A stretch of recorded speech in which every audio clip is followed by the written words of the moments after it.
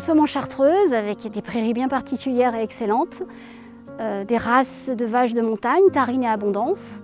Et ce lait fromageable, dans toutes les étapes de la fabrication, nous mettons énormément d'attention jusqu'à la vente de nos produits sur le plateau et ailleurs.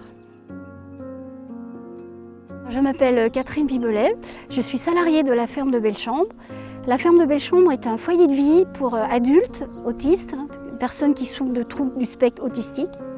Et donc la particularité de ce foyer de vie, c'est que c'est une ferme aussi, c'est une exploitation agricole, donc avec des vaches laitières, et nous transformons notre lait que nous vendons localement et nous sommes ravis d'être acteurs sur ce plateau des Petites Roches.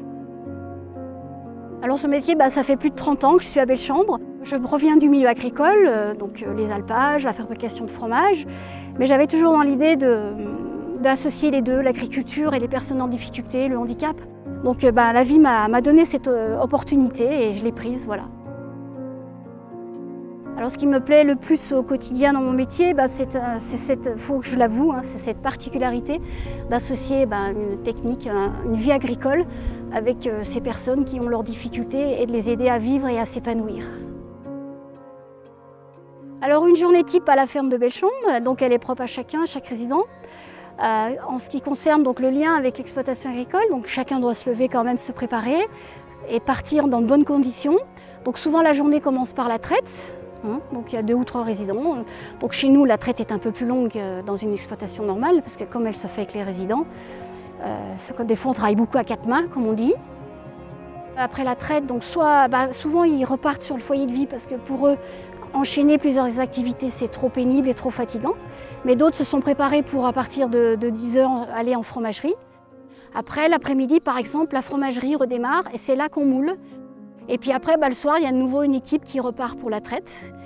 Et puis dans la journée aussi, il faut s'occuper des bêtes, il faut s'occuper des parcs, que ce soit été comme hiver. Voilà, c'est la journée type un peu sur l'exploitation agricole. Et d'autres là s'occupent des ventes au local de vente, donc toute la journée. Et d'autres, c'est soit le mercredi ou le dimanche, ils s'occupent des tables d'hôtes, donc préparent les salades, l'entrée, mettent la table, installent tout pour accueillir les gens de la meilleure manière possible. Alors les étapes de fabrication d'un fromage varient selon le fromage. Par exemple, Bellechambre, on considère la fabrication sur 2 jours, entre la prise de caillage, le moulage, le salage, le démoulage, mais il peut se consommer tout de suite. Par contre, pour la tome du Bresson, le petit gru ou la raclette de Bellechambre, la fabrication dure de 2 à 3 heures, mais par contre, après le passage en cave avec le temps d'affinage peut durer, par exemple pour la raclette, 2 mois de travail et d'affinage. Alors sur le plateau des Petites Roches, nous livrons le snack de la Virgule au col de Marcieux. Après à Saint-Bernard, le magasin général. Après il y a Maria avec sa pizzeria sous la dent. Et puis nous livrons la cantine scolaire du plateau des Petites Roches. Et puis nous sommes ravis de vous accueillir au local de vente pour nos produits, nos fromages et nos œufs. Et puis la table d'hôtes le mercredi et le dimanche. Et puis plus tard, la médiation animale ouverte à tout public avec nos 2 ânesses.